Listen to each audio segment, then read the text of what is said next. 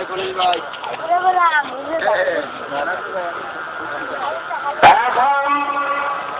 আপনাদের সম্মুখে কোরআন হাদিসকে মূল্যবান আলোচনা করবেন যিনি সম্মতে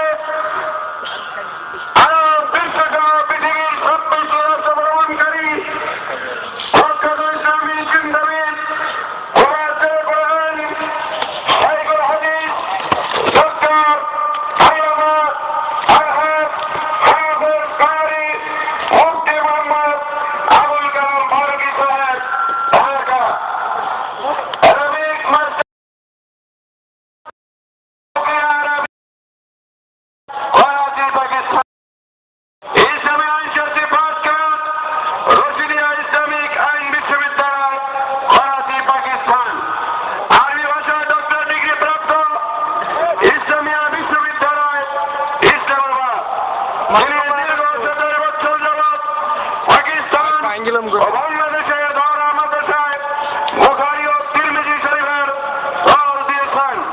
বর্তমানে ঢাকা কিশোরগঞ্জের 3টি মাদ্রাসায় বুখারী ও তিরমিজি শরীফের দৌর দিচ্ছেন।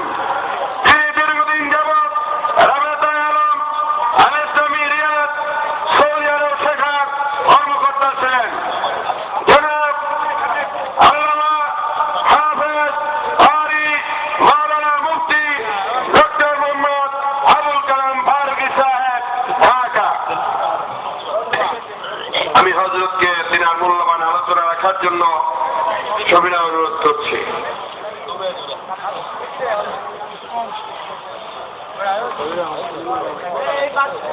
বলছি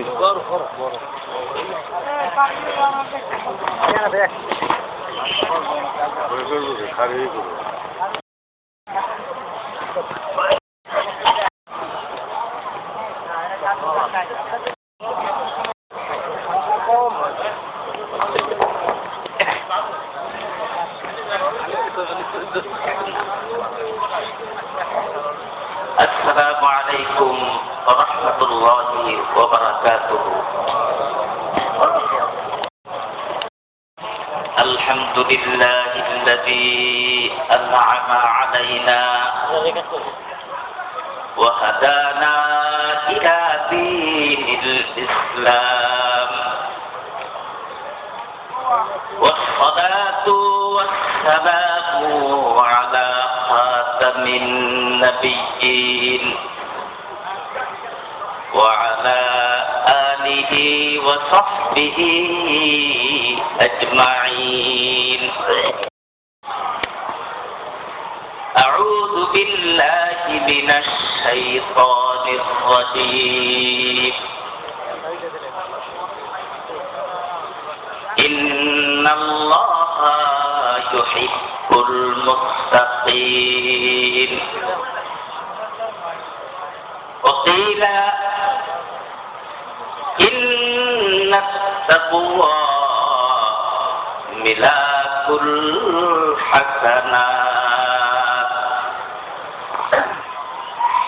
সবাই মহব্বতের সহিত পড়ুন বালাগাল উলা বিকামালিহি كشفت الدجى بجماله حسنت جميع خصاله صلوا عليه وآله. পবিত্র কোরআন প্রচার ও পূর্ণাঙ্গ দিন শিক্ষার 3 দিন ব্যাপী এই আজিমুশান মাহফিলের প্রধান ওয়াইজ ও শিক্ষক আমার জানা মতে কোরআন হাদিস অনুযায়ী যে 2 কুতুব বর্তমান বিশ্বের শ্রেষ্ঠ আলেমে দ্বীন অলিকুল শিরোমণি আমার প্রাণ প্রিয় মুর্শিদ দ্বয় হযরতুল আল্লামা শাহ মুহাম্মদ আব্দুল ওয়াহিদ সাহেব, হযরতুল আল্লামা শাহ মুহাম্মদ আব্দুল শুকুর সাহেব, আদামাল্লাহু বাকাআহুমা আলাইনা, হযরতে উলামায়ে কেরাম, আল্লাহ পাকের বান্দাগণ, পর্দার আড়ালের মা ও বোনেরা, আমার স্নেহের কচিকাটা বাচ্চা বাচ্চিরা, কিছু দিনের জন্য আমরা দুনিয়ায় এসেছি। আখিরাতের সফরে আমাদেরকে যেতেই হবে। যে সফর দূর থেকে বহু দূরে, যে সফরে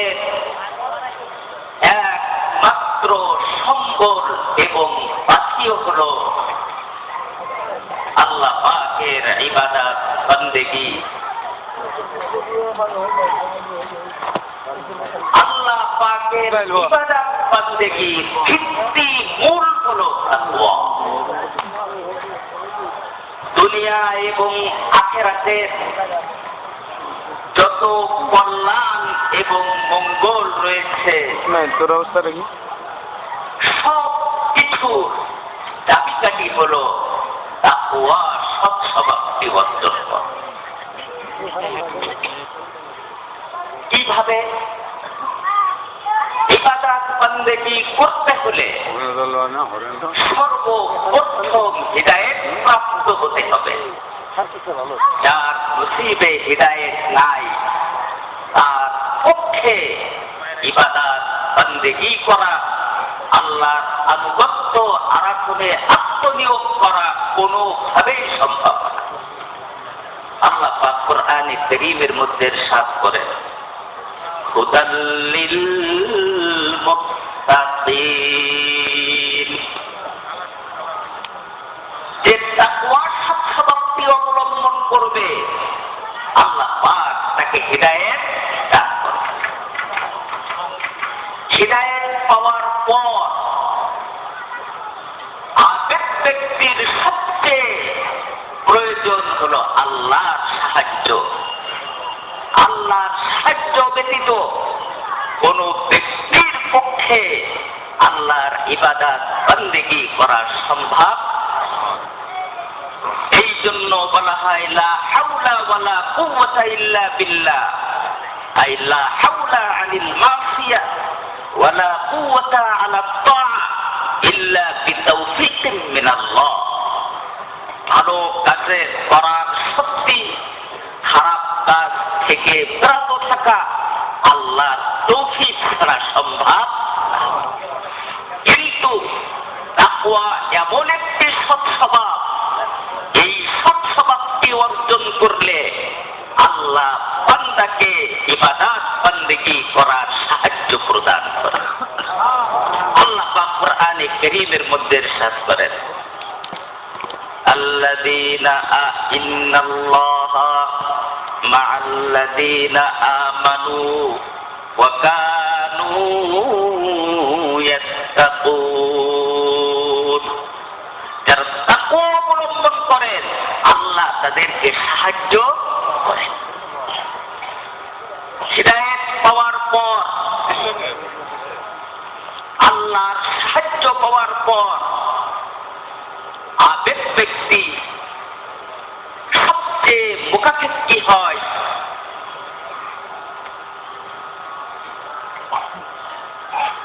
আর অন্তর পবিত্র হওয়া এবং গুনাহ মাফ হয়ে যাওয়া।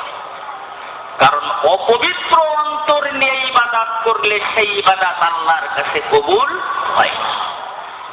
গুনাহ থাকা অবস্থায় ইবাদত করলে সেই গুনাহ, সেই ইবাদত আল্লাহ পাক কবুল করে। তাকওয়া এমন একটি সৎস্বভাব যেটা অবলম্বন করলে আল্লাহ পাক অন্তর পবিত্র করে দেন আর গুনাহসমূহ ক্ষমা করে দেন।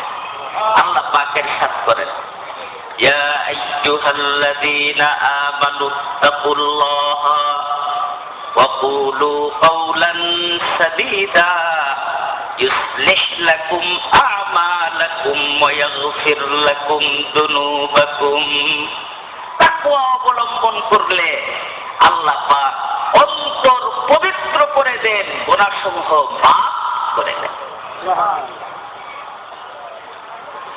অন্তর পবিত্র হয়ে গেল, গুনাহও মাফ হয়ে গেল।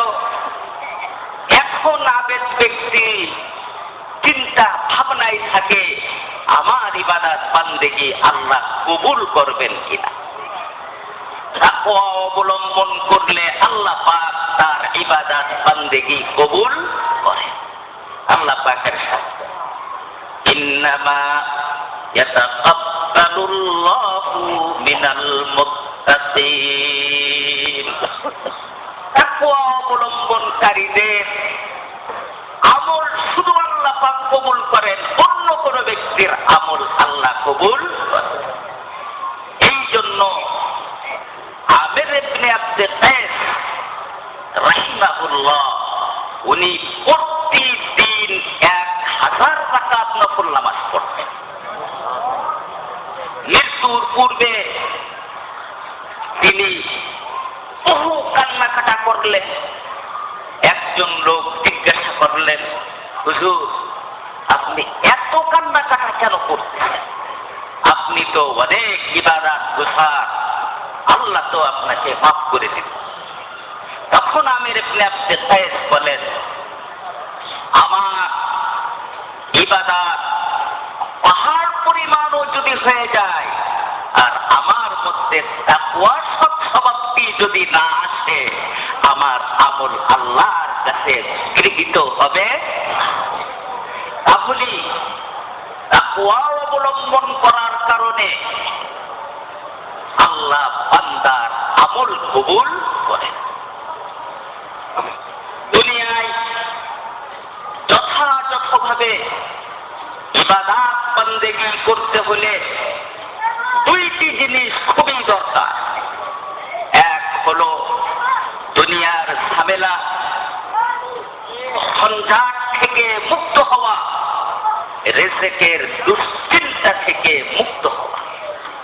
কারণ দুনিয়ার ঝামেলায় যে লিপ্ত হবে, রিজকের অভাবে যে পড়বে, তার পক্ষে যথাযথভাবে ইবাদত বান্দেগি করা অনেক কষ্টদায়ক হয়ে যায়। তাকওয়া সৎস্বভাবকে অর্জন করার কারণে আল্লাহ সকল সমস্যার সমাধান করে দেন। এমন জায়গা থেকে রিজিক দেন যার কল্পনাও সে কোনোদিন করেন। আল্লাহ পাকের সাথ করেন, ওমান ইয়াত্তাকিল্লাহা ইয়াজআল লাহু মাখরাজা ওয়া ইয়ারযুকুহু মিন হাইতু লা ইয়াহতাসিব। সমস্ত সমস্যার সমাধান আল্লাহ করে দেন তাকওয়া সৎস্বভাবটি অর্জন করার কারণে। এমন জায়গা থেকে রিজিক দেন যার কল্পনাও সে কোনোদিন করেন।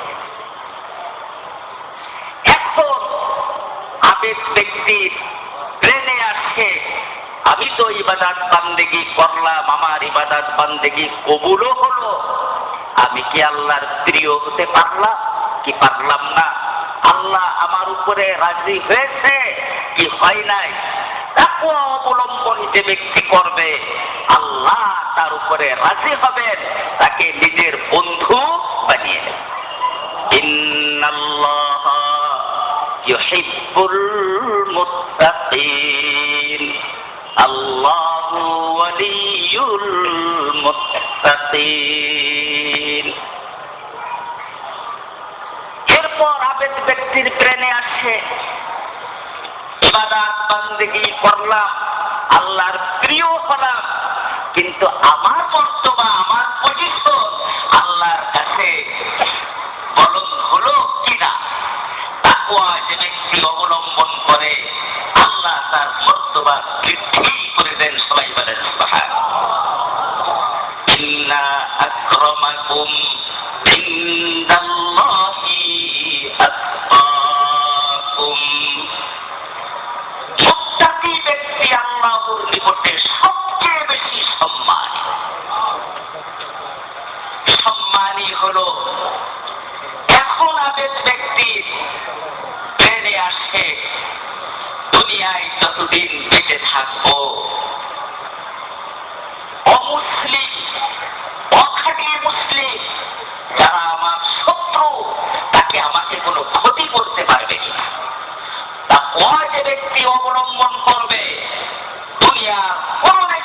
তাকে কোনো ক্ষতি করতে পারবে না। এই জন্য হযরত কাতাদা রাদিয়াল্লাহু আনহু বলেন, আমি তাওরাতের মধ্যে লিখিত অবস্থায় দেখেছি আল্লাহ পাক বলেন, হে বনি আদম, তুমি তাকওয়া অবলম্বন করে পৃথিবীর যে প্রান্তে থাকো না কেন নিশ্চিন্তায় সেখানে তুমি বসবাস করো। রাসূল কারীম সাল্লাল্লাহু আলাইহি ওয়াসাল্লাম হাদিস শরীফের মধ্যে বলেছেন, যদি কোনো ব্যক্তি সবচেয়ে মর্যাদাশীল হতে চায় সে যেন তাকওয়া অবলম্বন করে, তাকওয়া সৎসমাপ্তি সে যেন অবলম্বন করে। তো বলতেছিলাম দুরূদ পড়ে আল্লাহুম্মা সাল্লি আলা সাইয়্যিদিনা মাওলানা মুহাম্মদ ওয়া আলা আলি সাইয়্যিদিনা মাওলানা মুহাম্মদ। তাকওয়া অবলম্বন করলে আল্লাহর কোন মাখলুক তাকে কোনো ক্ষতি করতে পারবে না। আল্লাহ পাকের সাথ করে, وَإِن تَصْبِرُوا وَتَتَّقُوا لَا يَضُرُّكُمْ كَيْدُهُمْ شَيْئًا। যদি তোমরা তাকওয়া অবলম্বন করো, খাঁটি মুসলমান অমুসলিম কেহ তোমাকে কোনো ক্ষতি করতে পারবে না। এখন আবেদ ব্যক্তি ব্রেনে আসে, দুনিয়ার ক্ষতির থেকে তো বেঁচে গেলাম, জাহান্নামের আযাব গজব থেকে মুক্তি পাবো কিনা। তাকওয়া অবলম্বন যে ব্যক্তি করবে আল্লাহ তাকে জাহান্নামের কঠিন আযাব গজব থেকে মুক্তি দান করে। আল্লাহ পাক ওয়াসায়ুজান্নাবুহাল আতকা,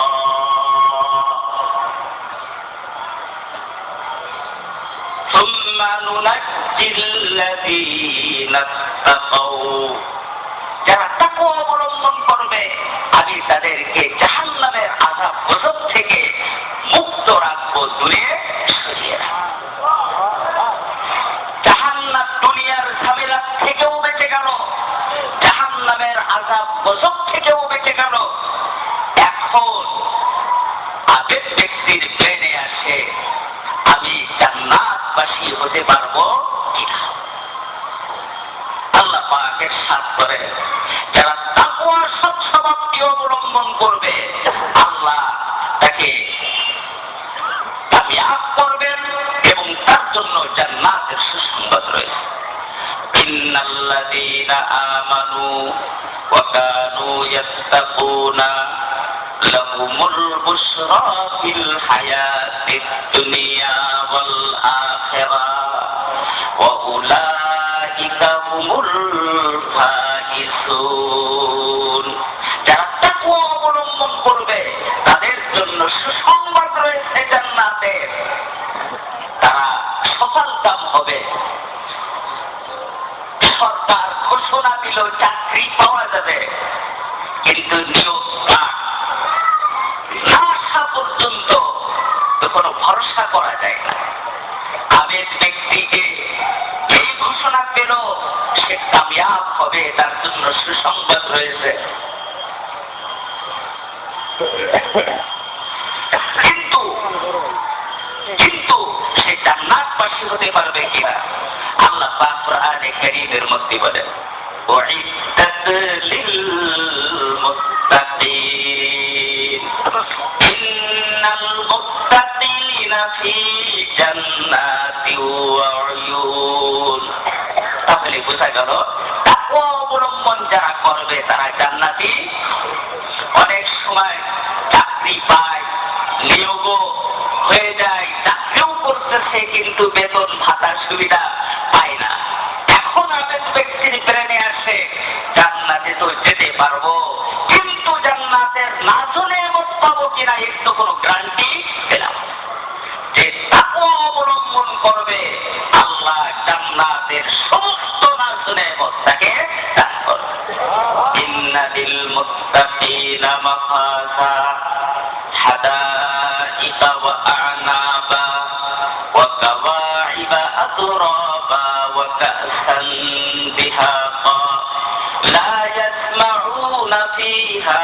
لهوا ولا كذابا جزاء من ربك عطاء حسابا আল্লাহ পাক বহু 114 খানা সূরার মধ্য থেকে 13টি সূরার মধ্যে জান্নাত জাহান্নামের বিস্তারিত আলোচনা করেছেন। সূরা বাকারা, সূরা হাক্কা, সূরা ওয়াকিয়া, সূরা গাশিয়া, সূরা দাহর, সূরা জুমার, সূরা মুরসালাত, সূরা সাফফাত, সূরা ইয়াসিন, সূরা রহমান, সূরা নাবা, সূরা আরাফ 13টি সূরার মধ্যে আল্লাহ পাক জান্নাতের বিস্তারিত আলোচনা করেছেন। আর যে 13টি সূরার মধ্যে জান্নাতের বিস্তারিত আলোচনা করেছেন, সব সূরার মধ্যে আল্লাহ পাক স্পষ্টভাবে বলেছেন তাকওয়ার সমাপ্তি যে অর্জন করবে জান্নাতের সমস্ত সুখ শান্তি তাদের জন্য। এই জন্য আল্লাহ পাক কোরআনে কারীমের মধ্যে দুনিয়া এবং আখিরাতের যত কল্যাণ এবং মঙ্গল সব কিছুর চাবিকাঠি হলো তাকওয়া।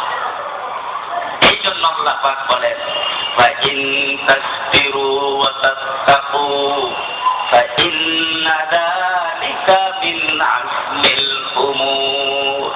এখন আমাকে বুঝতে হবে তাকওয়া কাকে বলে। তাকওয়ার 3টি অর্থ। 1 নম্বর হলো ভয়ভীতি।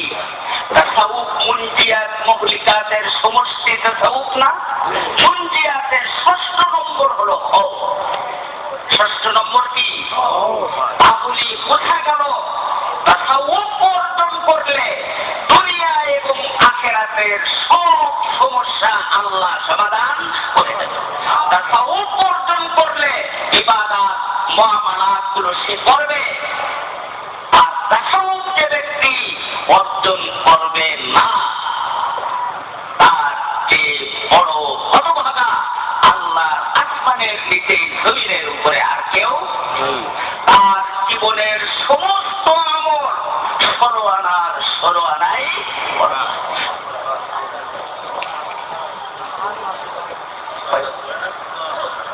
আচ্ছা দুরূদ পড়ে আল্লাহুম্মা সাল্লি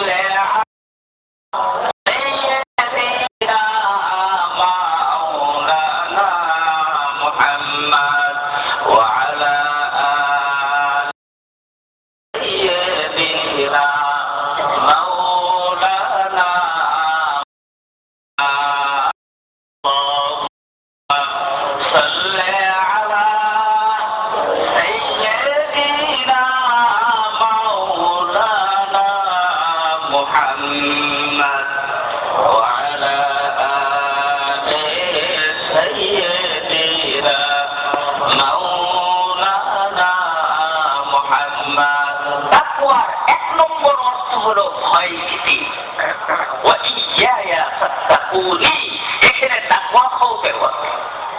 2 নম্বর হলো যথাযথভাবে আল্লাহর ইবাদত বান্দেগী করা। আল্লাহ পাক কোরআনে কারীমের মধ্যে ইরশাদ করেন ইয়া আইয়ুহাল্লাযীনা আমানুত্তাকুল্লাহা হাক্কা তুকাতিহি ওয়া লা তামুতুন্না ইল্লা ওয়া আনতুম মুসলিমুন। আব্দুল্লাহ ইবনে আব্বাস রাইসুল মুফাসসিরিন তিনি আয়াতের ব্যাখ্যা করেছেন তোমরা আল্লাহকে হক আদায় করে ভয় করো, মানে যথাযথভাবে আল্লাহর ইবাদত বান্দেগী তোমরা করো, মানে ইবাদত মুআমালাত